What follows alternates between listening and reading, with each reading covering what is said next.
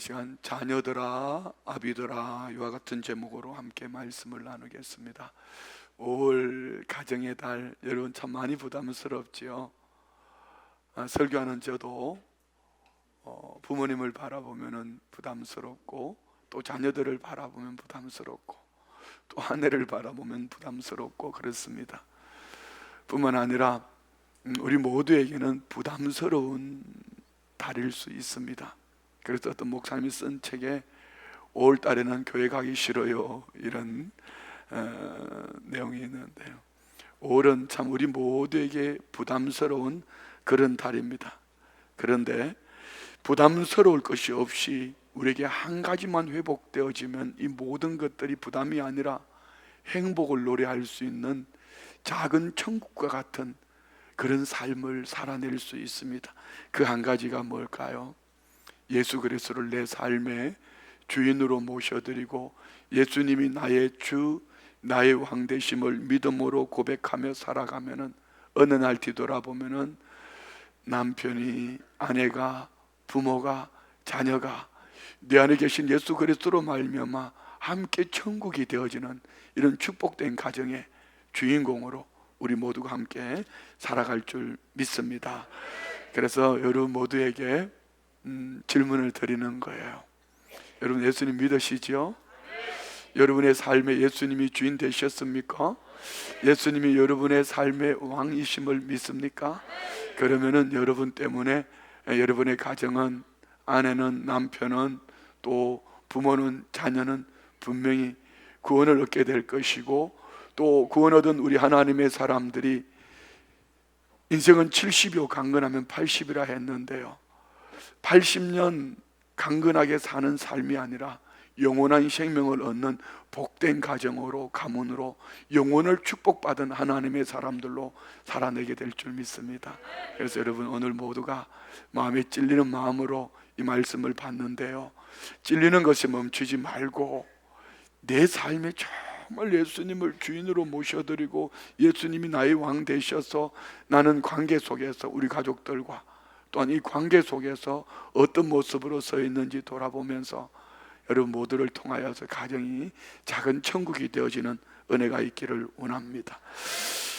오늘 에베소서 5장 22절 이하의 말씀에 보면은요, 아내에게, 남편에게, 자녀에게, 부모에게 말씀을 주시며 그 중심에 누구를 말하냐면은 예수 그리스도를 말합니다.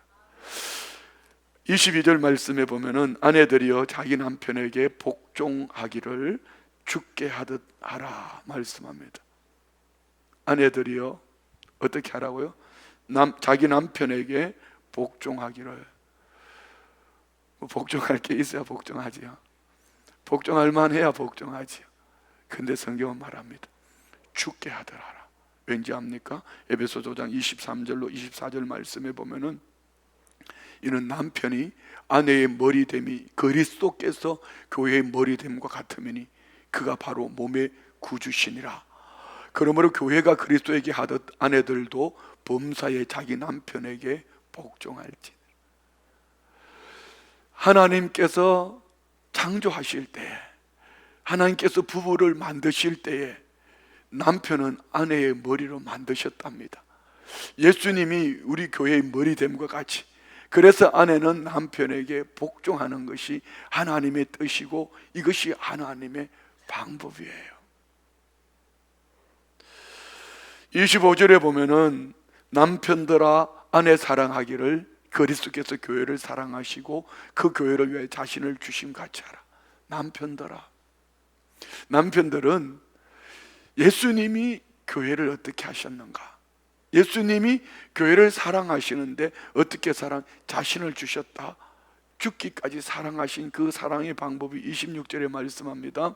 이는 곧 물로 씻어 말씀으로 깨끗하게 하사 거룩하게 하시고 보배로운 피로 우리의 모든 죄와 허물을 사하시고 말씀하시고 거룩한 하나님의 자녀로 세워준 줄 믿습니다. 그래서 우리는 부부관계 속에 남편을 바라보고 아내를 바라보고 한 사람을 바라보면은 결코 그 가정은 행복할 수가 없습니다. 제가 주례할 때 잘 쓰는 말입니다. 깨소금 냄새를 피울 때가 있으면은 어느 날 깻단을 태우면 눈물을 흘릴 때가 있다고. 예수님이 빠져버린 그 깨소금 냄새는요, 결코 오래 가지 못합니다.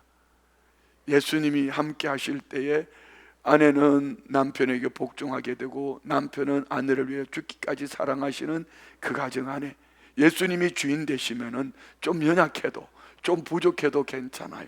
그 가정이 천국 되어질 줄 믿습니다. 우리 성도님들 가정 안에는 부부 관계 속에는 예수님이 주인 되심을 믿습니다. 그리고 부모와 자녀를 6장 1절에 보면은 자녀들아 이렇게 말씀합니다. 자녀들아 주 안에서 너희의 부모에게 순종하라. 이것이 옳으니라. 주 안에서 주님을 통하여 내 부모를 바라봐라. 순종해라. 행동으로 따르는 겁니다. 이것이 옳다. 이것이 의롭다. 부모님께 불순종하는 그리스도인은 있을 수가 없습니다. 부모님께 불순종하는 하나님의 자녀는 있을 수, 의롭게 될 수가 없다는 얘기입니다. 2절요. 내 아버지와 어머니를 공경하라. 이것은 약속이 있는 첫 계명이, 부모 공경이 약속이 있는 첫 계명이라 말합니다. 이것을 두 가지로 풀어서 이렇게 설명할 수 있어요. 10계명을 10계명 보면 1계명부터 4계명까지는 하나님을 대하여, 5계명부터 10계명까지는 우리 이웃을 향하여, 이웃을 향한 첫 계명 이렇게 표현할 수도 있지만 이 첫 계명은 유일한 계명, 약속이 있는 유일한 계명인데 그 약속이 뭐냐? 3절에 이렇게 말씀합니다. 이로써 내가 잘되고 땅에서 장수하리라. 잘되고 땅에서, 내 장수라는 것은 내 가정이 땅에서 장수하리라. 내 가정이 잘 된다 이 말입니다. 참 놀랍죠. 왜 다른 계명에는 이런 약속의 말씀을 주시지 않고 내 부모를 공경하라, 그리하면 내가 이 땅에 잘되고 장수하리라고 말씀하셨을까요?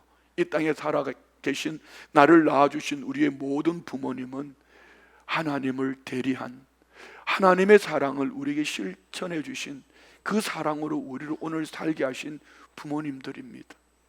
그래서 하나님은 약속 있는 첫 계명으로 부모를 공경할 때 이 땅에 잘되고 장수함을 말씀해 주셨습니다. 어떻게 해요? 자녀들아 주 안에서, 주 안에서. 자, 우리 교우들에게 늘 말씀을 드립니다. 저는 장례식 입관 예배 때 꼭 이 설교를 합니다. 이 말씀을 전합니다. 나는 우리 교우들에게 효도하는 방법을 이렇게 세 가지로 가르친다고. 첫 번째는 부모님 용돈을 드리라고, 물질로 섬기는 거. 두 번째는 자주 찾아뵙는 거. 그런데 산후라 하면은 부모님 주머니 채워드리지 못할 때 있어요. 자주 찾아뵙지 못할 때 있어요. 부모님은 그러셔요. 나 돈 안 줘도 괜찮아. 용돈 있어. 그리고 바쁜데 뭘 와? 그 말을 믿지는 마세요. 그렇지만 바쁜데 뭘 와? 이러면서 던져주시는 말씀이 뭐예요? 네 잘 살면 내가 행복이다. 네 잘 살면. 여러분, 잘 사는 길이 뭐죠? 세상에 잘 사는 길은 부자를 잘 산다고 말하지만 예수 그리스도 안에 잘 사는 길은 내가 곧 길이요 진리요 생명이라고 말씀하신 예수 그리스도로 말미암아 하나님을 아빠 아버지라 부르짖고 사는 삶인 줄 믿습니다. 결국요, 예수 잘 믿으면 효도하는 거예요. 할렐루야. 예수 잘 믿어 효도하고 부모님 용돈도 드리고 부모님 자주 찾아뵙고. 제가 상체로 지금 엄청 드리고 있어요. 왜 그런지 압니까? 부모님 돌아가시고 안 계시는데 자꾸 목사는 부모님을 찾아뵈라니까 천국 가야 되나 말아야 되나 막 이런 생각도 하고 그러는 거죠. 오늘은 어차피 뭐 피차간에 아픕니다. 남편에게 잘하라고 그러는데 남편이 없는데 어떻게 해요? 아내에게 잘하라는데 아내가 없는데 어떻게 해요? 뭐 피차간에 아픈 겁니다. 그렇지만 또 없어서 천국 가서 아픈 부분도 있지만 이 땅에 있으면서도 아픈 부분이 있어요. 그렇지만 오늘 이 말씀을 쫓아 살아갈 때 우리 모두에게 예수님이 주인 되시면은 이 회복의 은혜가 있을 줄 믿습니다. 네 번째 보는 것은 4절에 보면은 이렇게 말씀합니다. 아비들아 너희 자녀를 노엽게 하지 말고 오직 주의 교훈과 훈계로 양육하라. 되게 이게 아직 부모가 부모 되지 못하면 내 중심으로 자꾸 자녀를 키우려고 그래. 근데 주님 뭐라고 말씀하셨어요? 오직 주의 교훈과 훈계로 양육하라. 이것을 대표적으로 잘하는 나라가 유대민족 이스라엘 백성들입니다. 이스라엘 백성들은 식탁 가정 안에서 출애굽 사건을 기념하면서 기억하도록 가정에서부터 철저하게 이들은 유월절 절기를 지키는데요, 이 유월절 절기를 패삭 세데르라 이렇게 말합니다. 패삭이란 말은 영어로는 패스오버, 곧 죽음의 사자가 우리 가정의 장이 넘어갔다 이런 의미고요. 세데르는 만찬, 오더, 만찬을 얘기합니다. 패삭 세데르, 유월절 만찬을 통하여서 가정 안에서 식탁에 앉아서 자녀들에게 식탁 음식과 함께 유월절 절기 그 은혜를 함께 나누는데요, 가정 안에서 바른 복음으로 자녀들을 훈육하는 유대인들이 세계 최고의 민족이 되는 것입니다. 유월절 만찬에는 전 가족이 함께 하셔서 출애굽의 은혜를 기억하면서 떡과 포도주를 나눕니다. 여기는 15가지 넘는 유월절 음식이 준비되지만 주된 음식은 말조트라고 말하는 무교병과 왼쪽에 있는 것이죠. 제로아라고 말하는 1년 된 순양의 고기와 정강이 뼈, 즉 고기가 꼭 이게 1년 된 순양 염소라 해야 되는 닭다리 같이 생겼어요. 그죠? 이거는 좀 뭔가 문제가 있긴 한데 모르겠어요. 어쨌든 그래요. 마로르라고 말하는 쓴나물과 포도주, 저기 상추 뒤에 있는 쓴나물이 있습니다. 저기는 보니까 뭐 쑥갓 같기도 하고 그런데 어떻든 그래요. 그 중심에는 뭐가 있죠? 포도주입니다.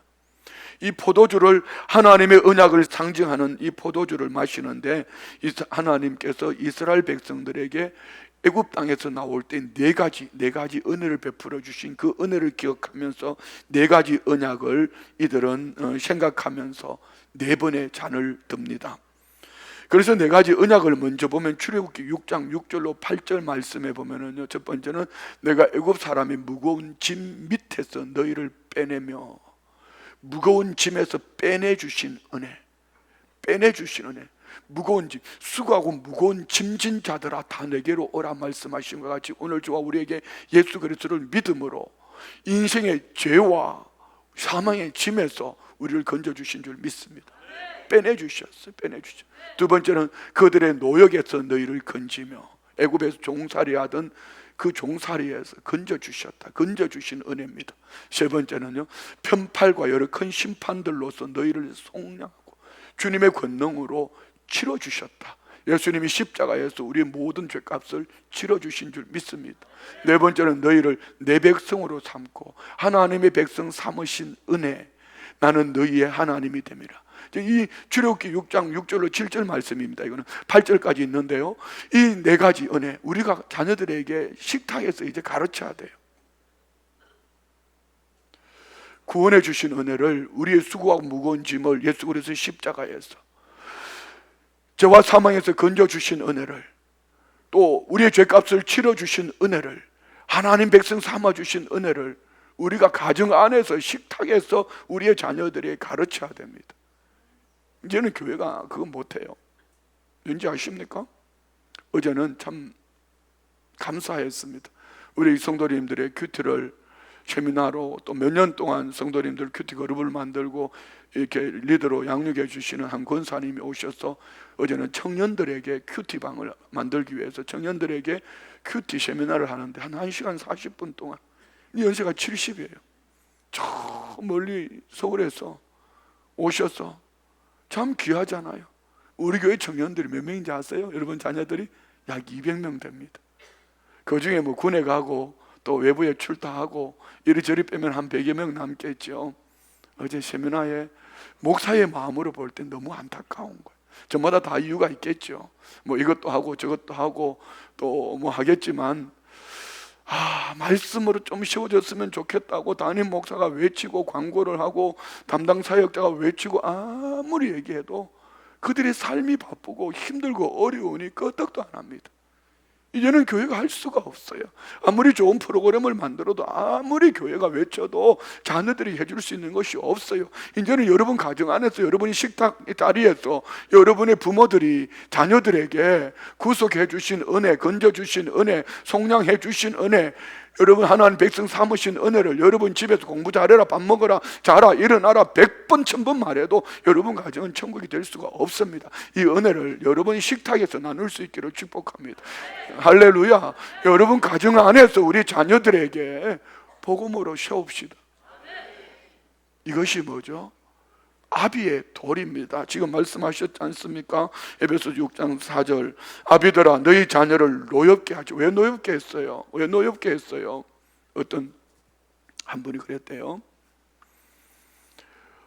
자녀에게 부탁을 하면 부탁을 일찍으로 하면 늦게 오고, 하여튼 너무 반대로. 하루는요 그날도 같이 들어오는데 늦게 들어온 거야. 회사에 지치고 피곤한 마음으로 몸으로 오는데 어디 갔다 왔는지 이 학생 몰골이 아니야. 그래서 오늘도 늦게 왔냐고 그러는데 확 째려보면서 또 미리 욕먹을 걸 알면서 선수를 치는데 무의식 중에 딸의 뺨을 때려버렸어. 그랬더니 딸이 울면서 하는 말이, 나는 아빠의 모습 속에서 한 번도 예수님을 본 적이 없다고. 그 말을 듣고 이 아버지가요 방으로 뛰어 들어가가지고 가슴을 치며 울며 나중에는 대성통곡을 하다가요, 그것도 부족해서 회개가 되는데요, 가정 안에서 자녀들에게 한 번도 예수님 같은 모습을 보여주지 않았다는 그 말에서 그 딸의 음성이 예수님의 음성으로 들립니다. 그리고 한참 울고 딸방에 들어가서 문을 두드리니 딸이 또 뭐 잔소리 하나 싶어서 눈에 빠지직 나오는데 이 아버지가 울며 무릎을 꿇고 잘못했다고 비는데요, 가정이 회복되어지는 거예요. 여러분 왜 자녀를 노엽게 하지요? 여러분 목구멍이 포도청입니다. 미안합니다 이런 표현을 썼어. 내 욕심이, 자녀를 향한 욕심이, 세상을 향한 욕심이 너무 크다는 거지요. 좀 내려놓고 학원 좀 덜 보내면 어떻습니까? 공부 좀 부족하면 어떻습니까? 어떠세요 여러분? 공부 좀 부족하면 어떻고, 좀 배꼽 뒤 입고 다니면 어떻습니까? 피어싱 좀 하면 어떻고, 귀 좀 뚫으면 어때요? 자녀를 노엽게 하지 말고 중요한 것은 이겁니다. 하나님의 은혜가 무엇인지 알려줘야지요. 할렐루야. 하나님의 은혜가 무엇인지 우리의 자녀들에게 알려줍시다. 아멘. 그렇습니다. 유대인들은 청량할 수 없는 이 그리스도의 은혜, 하나님께서 그들을 건져주시고 구속하시고 속량하시고 또 하나님 백성 삼으신 은혜를 식탁에서, 가정 안에서. 자, 바울 사도는 오늘 에베소에 보내는 서신을 통해서 이 에베소가 이미 우상으로 범람하고 있고요, 그냥 술 취하고 방탕한 문화가 가득한 죄악된 도시였습니다. 그러니 자연스럽게 가정이 타락할 수밖에 없습니다. 깨져서 부모는 자녀를 양육하지 않고 자녀도 부모를 공경하지 않아요. 지금 이 시대하고 너무 똑같아요. 바울 사도는 디모데후서 3장 1절로 2절 말씀에 보면, 말세에 특별히 3장 2절에 보면은요, 고통하는 때에 사람들이 자기를 사랑하며 돈을 사랑하며 자랑하며 교만하며 비방하며 부모를 거역하며 감사하지 않으며 거룩하지 않으며 말씀하지 않습니까? 지금 이때 이 모습 아닙니까? 손만 펼치면은 이제는 마약이 있고요, 여러분 문만 열고 나가면은 문 열 것도 없어. 집안에서 휴대폰만 켜면은요, 여러분 타락할 거리가 그냥 절비합니다. 어제 저는 이 원어를 좀 찾다가 인터넷을 켰는데요, 쭉 원어를 읽어 내려가다 어느 한 부분에 클릭을 했는데요, 이게 그냥 바이러스가 먹었어요. 지금까지도 계속 뭔가 계속 들어와요. 하물며 여러분 우리의 자녀들이 자유롭습니까? 삶 속의 환경에? 지금 세상 문화가 이런 문화 속에 살고 있는 에베소 교회를 향하여서 바울 사도는 외치는 것입니다. 그래서 에베소서 5장 6장에는 부부관계, 부모와 자녀의 관계, 상전과 종과의 관계를 말합니다. 이웃과의 관계를 말하는 것이죠. 그런데 이 관계를 말하기 전에 먼저 에베소서 5장 10절에서 이렇게 말씀합니다. 이런 죄악된 도시 속에서 너희들 어떻게 살래? 주를 기쁘시게 할 것이 무엇인가 시험해봐라. 이 말은요, 내 육신대로 살면은 넌 넘어지는 거야. 시험에 드는 거야. 15절 볼까요? 그런즉 너희가 어떻게 행할지를 자세히 주의하여 지혜 없는 자같이 하지 말고 오직 지혜 있는 자같이 하여. 돌아봐라. 자식이 좀 체크해봐라. 주의 뜻이 어디 있는지, 어떻게 사는 것이 지혜 있는 자의 삶인지. 그러면서 주시는 18절 말씀이요, 술 취하지 말라. 이는 방탕한 것이니 오직 성령으로 충만함을 받아라. 술 취하지 말라. 술만 얘기합니까? 예수님보다 앞서 있는 그 모든 것 말입니다. 명품에, 아니면 음식에, 여행에, 다양한 것들에 흠뻑 젖어 있어요. 참 여러분들 참 귀한 분들이요. 세상 쫓아가지 않고 오늘 같은 이 연휴에 주님 앞에 나와 예배하는 여러분들 참 귀한 분들. 마땅히 해야 될 이 일들이 왜 이렇게 귀하게 여겨지지요? 모두가 술 취해 있기 때문에, 세상에 취해 있기 때문에, 방탕하기 때문에, 여러분 방탕한 그 길을 가지 않고 오늘 예배하는 여러분들이 참으로 귀하고 참으로 복된 분들이 되어진 줄 믿습니다. 할렐루야. 술 취하지 말라. 이는 방탕한 것이니 적극적으로 우리가 해야 될 것이 뭡니까? 오직 성령의 충만함을 받아라. 할렐루야. 자녀들은 부모를 하나님의 대리인으로서 마땅히 순종, 따르고 공경, 마음의 중심으로 따르는 것이 자녀의 도리랍니다. 부모들은 자녀들을 하나님 주신 선물로, 주의 말씀으로, 주의 교훈으로 양육하는 것이 부모의 마땅한 사명 도리라는 것입니다. 부모를 공경하고 자녀를 잘 교육함으로 축복받고 영광스러운 삶을 살게 되는 그리스도인의 삶, 여러분 모두의 가정 안에 이 축복이 있기를 축원드립니다. 그러므로 그리스도인이 올바른 관계는 먼저 남편을, 아내를, 부모를, 자녀를, 상전을, 종을 얘기하기 전에 먼저 이 악한 세태 속에서 자신을 시험해봐라. 내가 이 악한 세태 속에서 이 세월 앞에 나는 어떻게 살고 있는가? 술 취해서 방탕한 삶을 사는가? 성령 충만함으로 하나님의 뜻을 이루어가고 있는가? 자기 자신을 한번 돌아보라는 것이죠.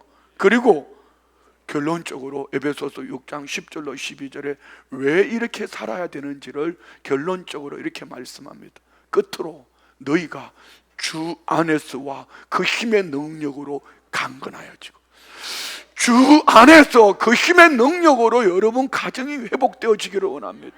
문제는 내가 주 안에 있어야 되고요, 그 힘의 능력이 뭡니까? 성령의 충만함으로 강건하여질 때에 우리는 악한 영들, 10절 1절 볼까요? 마귀의 관계, 마귀의 간사한 이 계략들을 대적하는 하나님의 전신갑주를 머리끝부터 발끝까지, 그리고 믿음의 방패, 성령의 금, 하나님의 말씀을 가지고 오늘 내가 바로 하나님의 전신갑주를 입고 서 있을 때에 우리 가정이 건강한 가정이 되어질 줄 믿습니다. 무엇 때문이지요?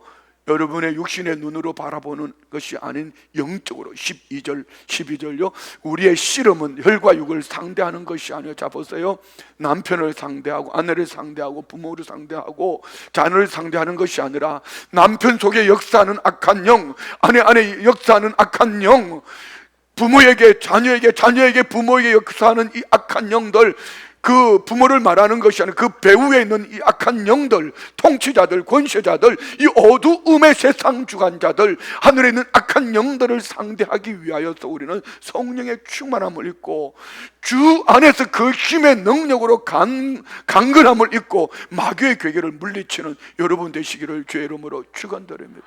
여러분이 영으로 깨어있으면 우리 가정이 건강할 줄 믿습니다. 영으로 여러분이 깨어있으면 우리 가정이 하나님 복된 삶을 살게 될 줄 믿습니다. 그래서 우리가 회복해야 될 몇 가지를 말씀드립니다. 첫 번째는 우리가 기도를 회복하셔야 합니다. 요즘 제가 우리 교우들을 위해서 하는 기도가 있습니다. 하나님, 우리 성도님들 안에 균형 잡힌 신앙생활 하게 해주세요. 왠지 압니까? 어떤 이는 기도는 열심히 하는데 말씀이 없으니 자꾸 이상한 소리를 해. 뭘 봤대요? 자기는 신령하지만 그건 무당과예요. 하나님 말씀의 중심에 서지 않은 이 신령함은 여러분 나중에는 그것이 우상이 됩니다. 그리고 자기 중심이에요. 그러나 반대로 어떤 이는 말씀을 읽고 공부도 하고 열심히 알고 있는데 기도가 없으니, 기도 영성이 없으니 아카데미화 돼가지고 교회가 아카데미화 되었고 그 말씀이 스스로의 지식이 되어가지고 이 말씀을 가지고 다른 사람을 괴롭히는 거, 판단하고 정죄하고.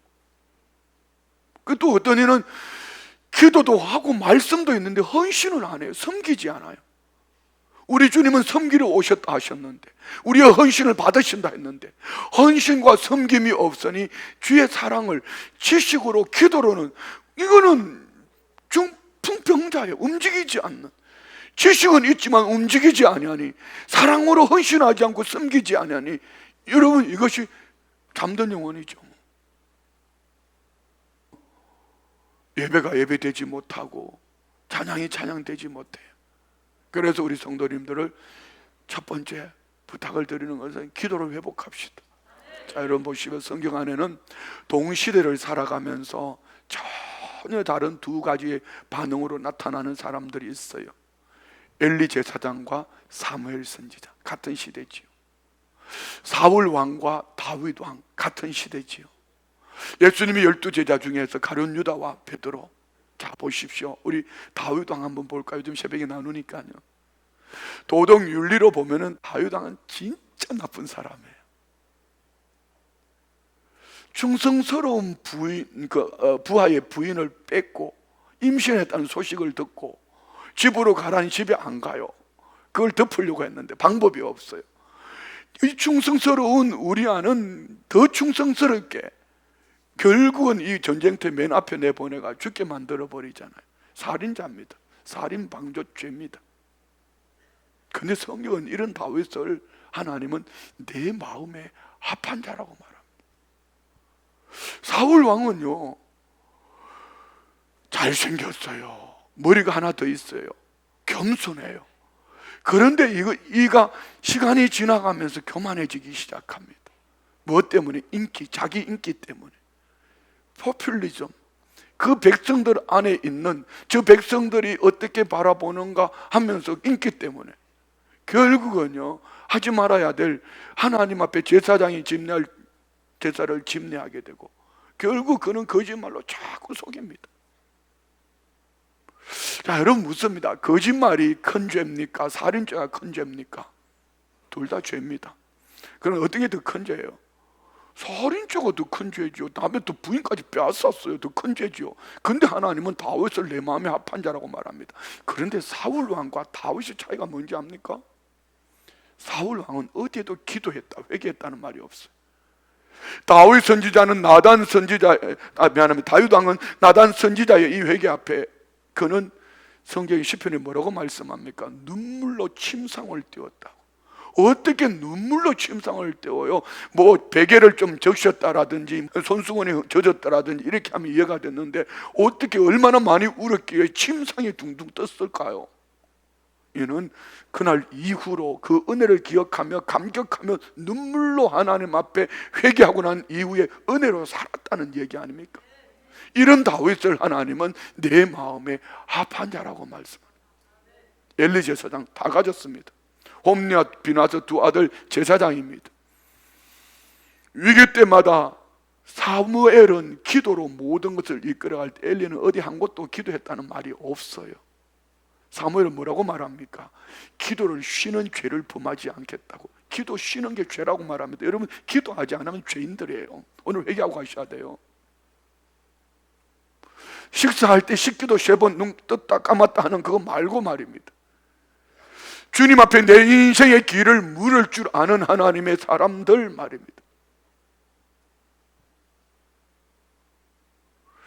여러분 적어도 성도가 하루에 1시간 동안 기도하지 않는다는 것이 시험 듣기 딱 맞습니다. 지금 이 시대 앞에 우리 기도를 회복합시다. 어떤 기도가 숙제가 되고 여러분을 괴롭히고 힘들게 하는 것이 아니라 우리가 기도로 호흡하지 아니하면은 결코 우리는 승리할 수 없습니다. 왠지 아십니까? 에베소서 6장 18절 말씀 우리 한번 봅시다. 다 같이 시작. 모든 기도와 간구를 하되 항상 성령 안에서 기도하고 이를 위하여 깨어 구하기를 항상 힘쓰며 여러 성도를 위하여 구하라. 기도, 하나님을 높여드리는 겁니다. 간구, 내 마음의 소원을 아뢰는 겁니다. 쉽게 설명하는 거예요. 항상 성령 안에서 기도하고, 아멘. 그리고 깨어 구하기를 항상 힘쓰며 여러 성도를 위하여 구하라. 여러분, 우리의 기도가 멈춰버리면은 우리 가정은 절대로 건강한 가정이 될 수 없습니다. 처음부터 온 가족 다 예수 믿는 거 아니에요. 좋아요. 모태신앙이어도 부모의 기도가 절대로 필요합니다. 모태신앙의 특징이 뭐죠? 주특기가 뭐예요? 은사가 뭐예요? 모태 아닙니까? 모태. 우리 한 목사님이 그런 얘기를 하셨어요. 어머니가 선교사님을 통하여서 복음을 영접하시고 선교사님을 통하여 처음에 초기 기독교에 예수님을 영접했대. 어머니는 뱃속에서부터 자기를 교회를 데리고 다녔대. 근데 아버지가 예수를 안 믿으니까 자기가 살면서 지혜비하고 속배 닮았더래. 욕 잘하고요. 근데 목사가 됐어요. 어머니 소원이거든. 여러분, 속사람이 예수로 거듭나지 않으면 목사가 돼도 결코 행복한 삶을 살 수가 없습니다. 그래서 먼저 믿는 우리 부모님들이 껴있어 성령 안에서 무시로 기도할 때 모태신앙 자녀도 어느 날 성령을 체험하셔야지 믿음의 자녀로 살아갈 수가 있습니다. 우리 모두의 기도가 이 은혜 속에 있기를 주의 이름으로 축원드립니다. 그렇습니다. 기도는 하나님의 약속의 말씀을 이루어갑니다. 사도행전 1장에 보면은 부활승천하시는 예수님이 제자들을 향해 아버지께서 약속한 성령이 임할 때까지 예루살렘을 떠나지 말라 말씀하실 때에 오직 성령의 권능을 받아 예루살렘까지 땅끝까지 복음의 정인되라고 말씀하신 주의 약속의 말씀을 붙잡고 그들이 모였습니다. 사도행전 1장 14절은 이렇게 말씀합니다. 14절 15절에 보면은요, 여자들이 함께 모였습니다. 예수님의 형제들도 모였어요. 예수님의 어머니 마리아도 모였어요. 모여서 기도하고 간구할 때에 사도행전 2장 1절에 오순절 날이 이미 이름에 하나님의 때에 성령이 바람같은 성령이 임하고 불같은 성령이 임한 줄 믿습니다. 그렇습니다. 오늘 저와 우리가 더디다고 너무 염려하지 마세요. 저는 우리 교우들에게 여러분 가정 복음화를 위해서 선한 행실로 그리스도인답게 살라고 주문하고 싶습니다. 왜요? 성경이 그렇게 말씀하거든요. 마태복음 5장 16절 이하에 보면 너나 이 선한 행실을 비추어서 예수님을 보여주라고 말씀하지 않습니까? 왜요? 우리는 세상의 빛이고 소금이기 때문에. 그래서 여러분들 많이 괴롭히잖아요. 도대체 신앙생활을 몇 년 했는데 얼마나 예수를 그렇게 믿었음에도 불구하고 아직까지 그 모양 그 꼴이냐고 많이 괴롭히죠. 그런데 여러분, 가정 복음화는 내가 원한다고 되어지는 게 아닙니다. 주님의 때에 반드시 이루어지는 줄 믿습니다. 요한복음 4장 보십시오. 사마리아 성 수가성 우물가의 여인, 그는 6번째 남자와 동거하고 있습니다. 사람들의 눈을 피해서 대낮에 물길을 갔다가 우물가에서 예수님을 만나고 예수님을 만난 그가 물동이 내던져 버리고, 여러분 이 여자가 선한 행실입니까? 6번째 남자하고 동거하고 있는데요, 어떻게 선해요? 사람의 눈을 피해 다니던 그가. 그런데 오히려 동네 사람들 향해서 와봐라 내가 메시아를 만났다고 그 말 한마디 던졌더니 온 동네 사람들이 다 따라오는 거야. 자, 여러분, 이는 이 여인에게 능력이 있은 것이 아니라 예수님을 인격의 주님을 만나고 때가 되니 주님은 사마리아 성을 찾고 이 여인을 통하여서 사마리아 성 안에 있는 이방인 취급, 개취급하는 그들을 구원하실 계획을 얻으신 줄 믿습니다. 베드로의 한번 설교에 3,000명 5,000명이 회개하고 돌아오는 것은요, 무엇이지요? 때가 됐기 때문입니다. 주님 약속하셨잖아요. 요한복음 14장 12절에 너희가 나를 믿으면 나의 행한 것도 나보다 큰 것도 할 수 있다고. 믿으십니까? 그렇습니다. 오늘 저와 우리가 예수 그리스도를 인격적으로 만나고 성령의 충만함을 입고 선한 행실로 믿음으로 하나님의 때가 우리 가정에 이루어지기를 간절히 기도하면 가정의 구원의 문이 열려질 줄 믿습니다. 우리 가정 안에 천국이 이루어지기를 주의 이름으로 축원드립니다. 두 번째, 여러분이 도전하는 것은 첫사랑을 회복합시다. 요한계시록 2장 4절로 5절 말씀에 보면 에베소 교회를 향하여서 주님은 소아시아 7교회 중에 이렇게 말씀합니다. 너를 책망할 것이 나는 너의 처음 사랑을 버렸네. 첫사랑 회복해. 여러분 첫사랑 주님은 어떤 분입니까? 왜 졸려요? 왜 피곤해요? 첫사랑 회복하세요. 여러분 첫사랑 만났을 때 주무셨나요? 첫사랑 만났을 때도 잠들어 있었어요? 아이고 안 떨어지려고 난리였죠. 설교 길다고 그랬어요. 첫사랑 만났을 때 집에 빨려 가라고 그랬어요. 왜 가려고 그러냐고 붙잡고요. 오늘 밤 나하고 같이 있다고 그러지 않았어요? 1시간만 기다렸어요. 나는 동대구역에서 3시간도 기다린 적이 있어. 여러분 어떠세요? 그렇지 않아요? 첫사랑을 회복합시다. 다음 절 5절 보세요. 어디서 떨어졌는지 생각하고 회개하여 처음 행위를 가지라. 만일 그리하지 아니하고 회개하지 아니하면 내가 네게 가서 내 촛대를 그 자리에서 옮기리라. 첫사랑 회복하지 않으면 여러분 허당이라는 겁니다. 예수 믿는다고요? 그런 말 하지 마라. 내가 예수 믿고 우리 가족이, 우리 자녀가, 남편이, 아내가 예수 믿지 않는데 그게 천국일 수 있겠습니까? 모르겠어요. 죽어서 천국은 만나겠지만은 사는 날 동안 결코 그곳은 천국이 될 수가 없습니다. 자, 우리 첫사랑 회복합시다. 말씀 마칩니다.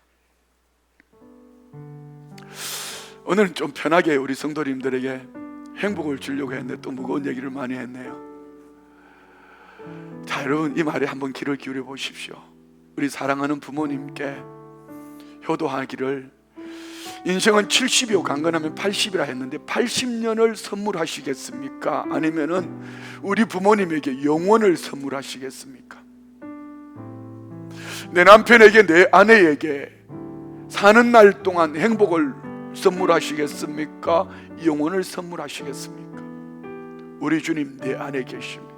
오늘 우리 주님의 떡, 주님의 몸 떡을 떼며 주님의 피 포도주를 마시며 주와 하나 되는 것을 기념하는 것은 예수님이 내 안에 계십니다. 믿음의 고백입니다.